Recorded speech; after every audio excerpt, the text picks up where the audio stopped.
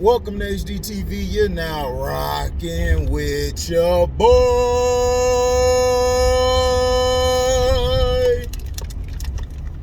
Yeah. In the building.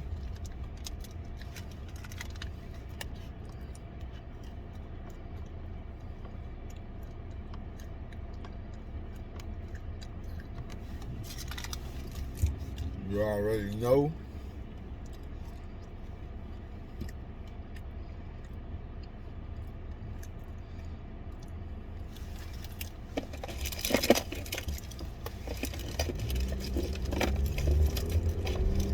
Now, it's come to my attention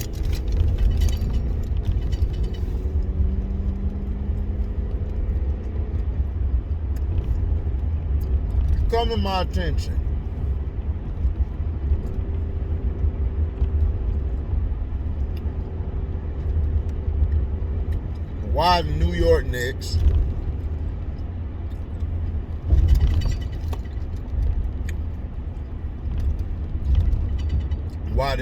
Knicks didn't win with Patrick Ewing at the helm of the team. You had a bunch of crybabies on their team, starting with Charles Oakley, Xavier McDaniel, Derek Harper,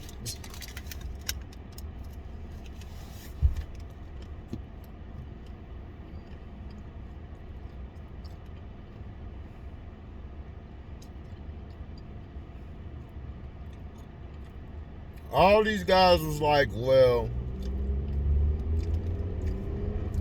Pat Riley was working guys hard, extra hard. And then Xavier McDaniel tried to bring up something saying, oh, I was trying to tell Pat, say something, man. We tired and stuff. So I just went ahead and just told Pat Riley I ain't playing these next games. So basically just sat out.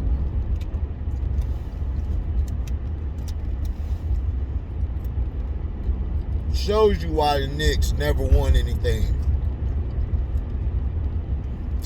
Lack of leadership, lack of accountability, lack of toughness. They were a bunch of fake tough guys. And they were. You had one guy who was on Michael Jordan jockstrap.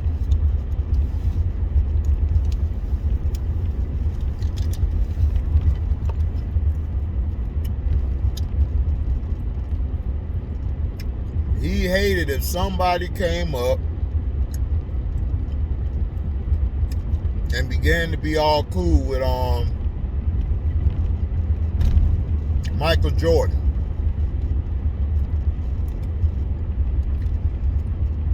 Here's my thing. You see,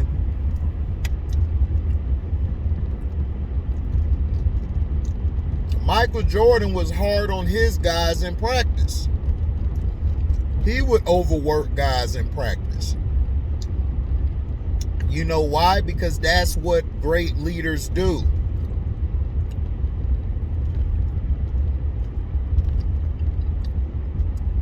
Well, he was like a bully. In Detroit T's word, he was a bully. He was a bully. You're right. But to try to paint the picture of, well, Pat should have stepped up and said this and said that. Why? Pat was there for one thing to do, and that was to win. You were either going to be a part of the program or you weren't. Ultimately, Pat Riley left for the Miami Heat, and New York had a chance to go back, to the finals and win it all. But see, Don Nelson basically was supposed to, he was going to trade when he was there for that short stint. He was going to trade Ewing because Ewing got too old and his knees was banged up. Everybody forget Ewing played like at that point over 10 years. I think that was like his 13th, 14th year. You know, basketball was different then. It was more physical. Now,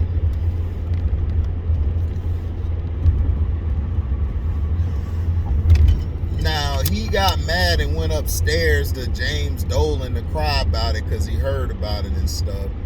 And that's when James Dolan should have let him go for Shaq. They would have rebuilt. New York would have been back in the finals even more. But no. That's what happens when you hold on to the past. But let's get back to the stories of everybody coming out and basically blaming Pat Ewing, for not stepping up and saying certain things. My thing is this, Charles Oakley. This is my thing. Have you ever thought that your relationship being so personable with Michael Jordan that didn't have an effect on nothing? Huh? Now, I will admit, you are right about one thing. Patrick Ewing mentally, wasn't tough down the stretch. But at the same time, if it wasn't for Patrick Ewing, you guys wouldn't have been in the position you guys were in. At that time, there really wasn't that many great centers. Personally, at that time.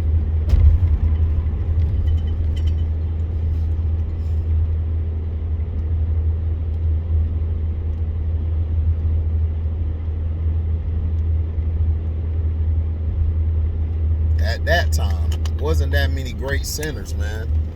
I mean, it was great, like, certain centers, but it wasn't a plethora of centers. And for what he was able to do against the Akeems, against the David Robinsons, even against the young Shaqs, Patrick Ewing did his job. The problem with the Knicks were you guys were mentally soft. You guys were mentally weak, and you guys couldn't really score as a unit. The only scorers you guys really had was Pat Ewing. John Starks would score here and there, but he mostly was for defense, but that was it. Y'all didn't really have a lot of big-time scores. Greg Anthony was okay. He come in off the bench, score here and there, but he wasn't real intricate like that. Then you guys mad because Pat Riley putting you guys through the ringer, making you guys actually work your butt off. Yeah, because Pat Riley knew what it took to try to beat the Bulls. And that's why y'all lost, because y'all too busy talking about, man, I need time off. You need time off for what? Y'all playing too much, and he basically was saying their knees was getting older. Now, I agree. If your knees was getting up there, hey, yeah, I understand you got to dial back a little bit. But at the same time, you guys' problem was you guys weren't very great at scoring. That's the difference between you and the Pistons. The Detroit Pistons were able to beat Michael wasn't because of the physical play. And then Charles Barkley, stop with that crap. Oh, they almost killed Jordan. They ain't killed no damn Jordan. Boy, you always slobbing on Jordan's sack, boy, hard. They played physical back in the 80s. Everybody played the same way. Y'all just hated the Pistons because they kept beating your little golden teams. Like the Celtics, the Lakers, the Bulls. Michael Jordan has a bad record against all three of those teams. In the 80s, he struggled against those teams. Now, everybody will bring up, oh, well, he was a baby. He was a kid. But then on the other hand, they don't give passes to certain players when they first get to the championship. Like I said, when LeBron played in his first championship, I didn't criticize the man. I mean, it was his fault they lost because of his lack of defense and offensively not having the ability to hit that mid-range shot. If he could have hit that mid-range shot, he could have really did a lot of damage. But he was young. So, we gave him a pass. I gave him a pass. I felt like, I don't count that on his record because, he was young. And I tell everybody that, and everybody be like, man, you hate LeBron. I'm like, I don't hate LeBron. I just call it how I see it. But Michael Jordan, he loses. It's like, oh man, he didn't really have help and everything. Mike did have a team out there. You got to understand, I get tired of that crap. Kobe Bryant played with lesser talent in the latter part of his career than Michael Jordan. Michael Jordan had teams constructed to be on to be built around him. He developed guys. He helped develop Pippen, Grant, and all these guys, and made them into, 3-time champions, then 6 champions. They had 2 3-peats, something that's never been done before, and we most likely will never ever see that before. But the one that's most impressive is the Boston Celtics. When Bill Russell and them won 8, they had an 8-peat. It's crazy.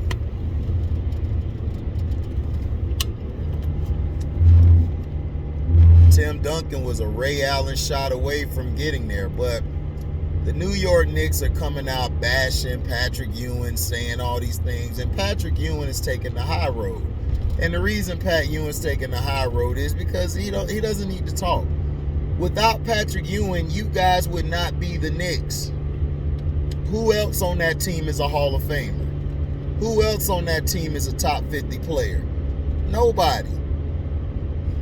Yes, Patrick Ewing should have been more of a leader. He really wasn't a leader like that. He should have been, in my opinion.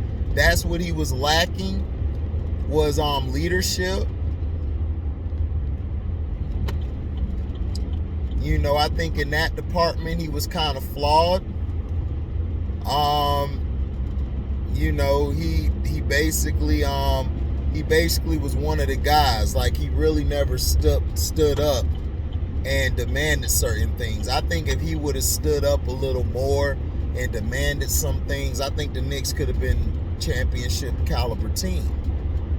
But the problem is, Patrick Ewing is Patrick Ewing.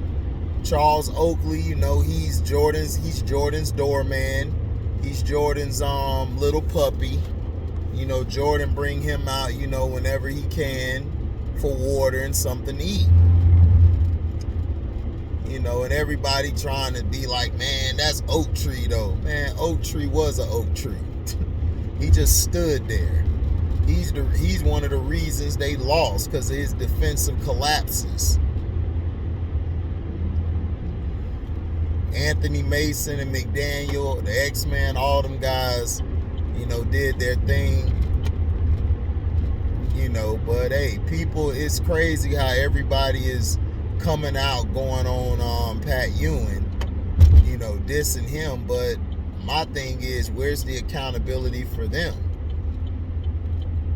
See, this is the problem.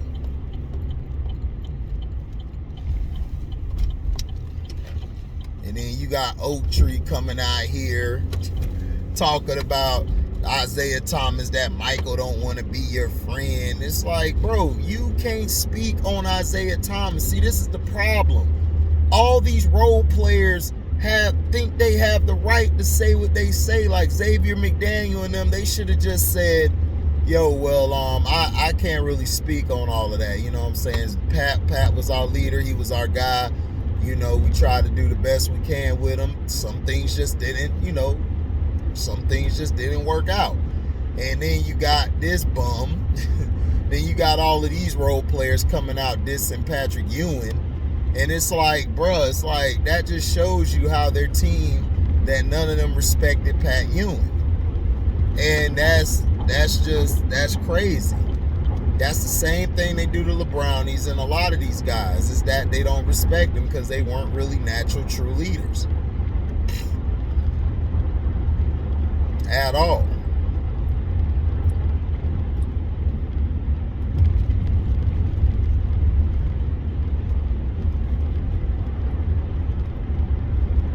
So it just showed you why the Knicks didn't win. They had a bunch of crybabies, and then their leader, he was too cool for school. He didn't lead them. he didn't put his foot down on some of their neck. And that's something that you need to do as a leader. Isaiah Thomas, he would give the orders. Bill Laimbeer would put it on people's neck. He would enforce it. Nothing personal. It just is what it is. But all these role players have felt comfortable in this day and age to love to talk. Scottie Pippen, Charles Oakley, McDaniels, and all of these guys love to talk, man. But dog, y'all was nothing but role players. Why are we interviewing these bum role players? It's like, come on, dog. Are we serious? New York fans celebrate Oak Tree. And I'm like, for what? He never was an all-star. He never was a superstar. All everybody knew him as was an enforcer. And he barely did that. Guys would jump right back at him. Sean Kemp would go at him. Derek Coleman. Oh, definitely. Derek Coleman be ready to two-piece Oakley every time he seen him. Charles Barkley slapped him in the face. You know, he didn't like Oak Tree. Oak Tree loved talking about how he did this and did that. And then you got these content creators over-glorifying Oak Tree. It's like, bruh, he was just a damn enforcer, dog. He wasn't nothing special. He barely was a good rebounder. Every time Barkley or Rodman go against him, they used to kill him on the boards. Talking about, man, Rodman couldn't have did nothing like that to me. I would have just pushed him back or slapped him real quick. Always talking about slapping somebody, but yet y'all got y'all butt slapped by the Bulls and you still over here caking with Michael Jordan, kikiing with Michael Jordan. But then y'all want to diss these young guys saying that, man, there's no toughness and no competition. It was none in the 90s. All y'all punk ass dudes was friends. Y'all was going to the golf course together. Y'all, that's why I don't understand Michael Jordan fans when they try to tell me it's too friendly nowadays. Yeah, it's friendly because these guys back in the day, they used to chill, but when it came to competition, they would play. They wouldn't be lackadaisical. The only thing different about today, I don't care if they're fraternizing with each other, just bring the competitiveness back. When y'all play each other, whoop that dude butt. That's the only thing, the gameplay. It done went from inside to outside. But Michael Jordan and guys were fraternizing with each other back in the day. Isaiah Thomas was with Magic during the summer and stuff. I mean, they all did this crap. My thing is, the problem is that there were fake leaders in the 90s. Shaq, he was a fake leader. Shaq wasn't a leader at all. Shaq was the party guy, the too cool for school guy, the selfish guy. He was always worried about what Shaq do, but loved to paint the picture that Kobe was selfish.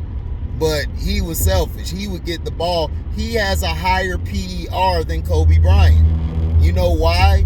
Because the ball is in his hands all the time. Kobe used to come down the court and give him the ball all the time. Kobe started not giving him the ball because Shaq would come into camp out of shape. So Kobe was proving a point saying, look, man, we can't keep doing this, you know, and as a team, everybody was mad at Shaq. Robert Horry called Shaq out. But Shaq was such the leader. He was a great leader, right? He was such a great leader, right? That's what I'm saying. They be painting pictures of these guys, and then when you find out in reality, man, oh man, they really weren't even all like that. Exactly, they wasn't. But yet, you guys want to paint the picture that they were this guy, and stuff, and it's like, all right, if that's how you feel, then cool. But a lot of these players, man, a lot of them wasn't great leaders. A lot of them weren't great teammates. Nobody was caring at the time about all of that. But see, that's what I'm saying. The Knicks lost because Patrick Ewing and Oakley were too cool with Michael Jordan. Pat Ewing was cool with Mike. And Mike used to always tease him, talking about, man, he always ball hauled the ball. He always ball hauled the ball down in the post. Michael used to tell the truth, but he'll act like he's joking. Michael didn't respect none of them guys. Patrick Ewing, Charles Barkley. He respected Akeem Olajuwon. You know, that's why he would put him on the team. James Worthy, that was his guy. Magic. He loved those guys. Scottie Pippen, like he said, he did his 5. He did his little 5 and everything. And, you know, his 5, you know, he told the truth about his 5. You know, it's who would give me the ball, which is the truth. It's who would give him the ball. Who would give him the ball? You know, that's what it was. And that's the 5 he created.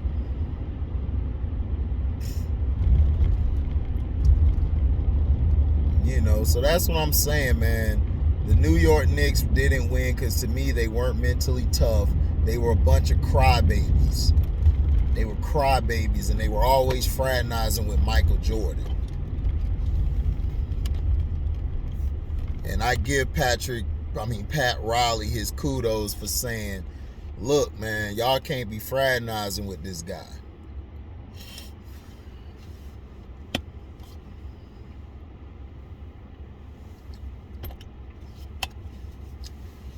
Because I never liked the Knicks. I didn't like them back then. I used to just think that they were fake tough guys, in my opinion.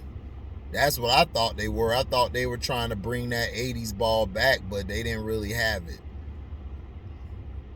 They would win regular season games, but when the big games came along, they didn't have the extra scores. See, Isaiah Thomas wasn't the only scorer. You had Joe Dumars who could score. Mark Aguirre could score. Before Mark got there, AD could score. Bill Laimbeer could hit threes. He was the first stretch 5. You know, Rick Mahorn was getting the rebounds, the enforcer, a real enforcer, getting the ball to people. Then Microwave came off the bench hitting. The Knicks never had a team of collective players like that. They didn't have guys who could stretch the range or stretch the defense. They didn't have guys like that.